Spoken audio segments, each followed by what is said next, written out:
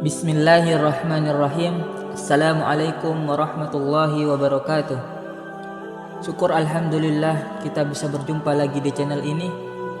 Selawat dan salam selalu dan tetap tercurahkan kepada junjungan kita Nabi besar Muhammad sallallahu alaihi wasallam.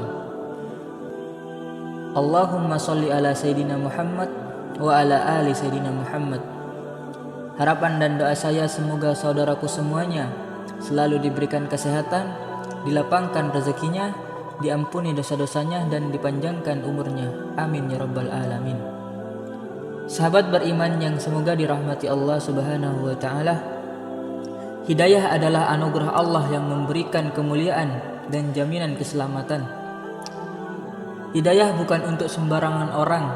Allah memberikan hidayah sesuai kehendaknya, maka itulah perlunya berlomba untuk mendapatkannya. Barang siapa diberikan hidayah oleh Allah subhanahu wa ta'ala, tidak ada yang bisa menyesatkannya. Dan barang siapa disesatkan oleh Allah, tidak ada yang bisa memberinya hidayah. Berikut ini cara mendapatkan hidayah dari Allah subhanahu wa ta'ala yang wajib kita ketahui.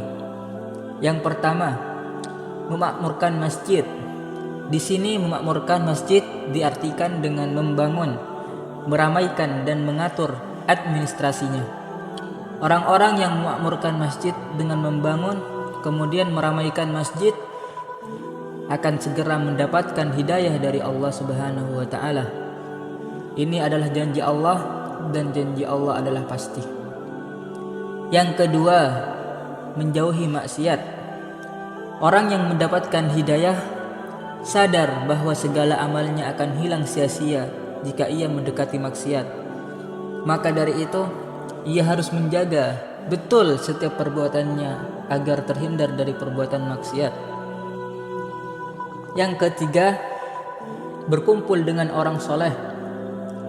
Katakanlah, apakah kita akan menyuruh selain daripada Allah sesuatu yang tidak dapat mendatangkan kemanfaatan kepada kita dan tidak pula mendatangkan keburukan? Dan apakah kita akan kembali ke belakang sesudah Allah memberi petunjuk kepada kita? Seperti orang yang telah disesatkan oleh jin di pesawangan yang menakutkan dalam keadaan bingung. Dia memiliki kawan-kawan yang memanggilnya pada jalan yang lurus. Yang keempat, merasakan kerinduan kepada Allah. Orang yang mendapatkan hidayah, setiap penuh hatinya terisi dengan kerinduan kepada Allah subhanahu wa ta'ala. Jika nama Allah disebut, akan bergetar hatinya. Kalau dibacakan firman-Nya, akan bertambah imannya. Ia bertawakal mendirikan salat dan mengeluarkan zakat sebagai rezeki syukur atas nikmat yang diberikan oleh Allah subhanahu wa ta'ala. Yang kelima, hidup dengan rasa malu.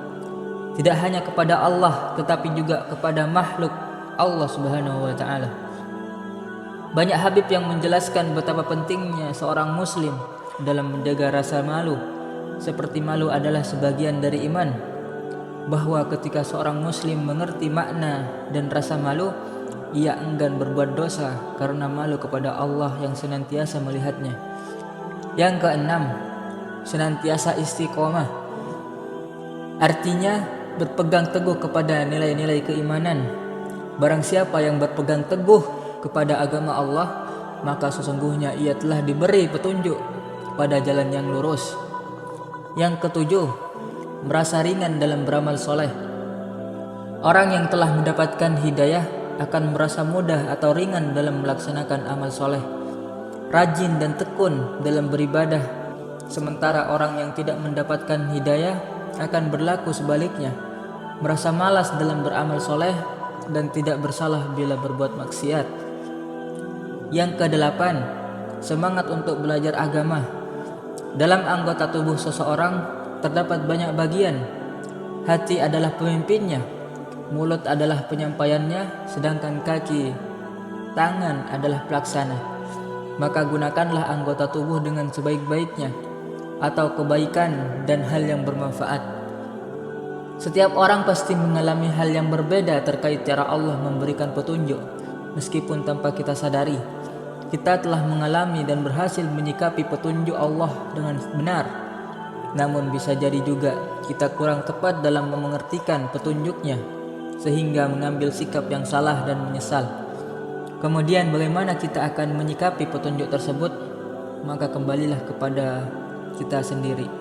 Sahabat beriman yang semoga dirahmati Allah Subhanahu wa taala, itulah ciri-ciri atau tanda-tanda orang yang mendapatkan hidayah dari Allah Subhanahu wa taala.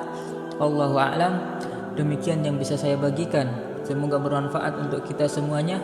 Amin ya rabbal alamin. Assalamualaikum warahmatullahi wabarakatuh.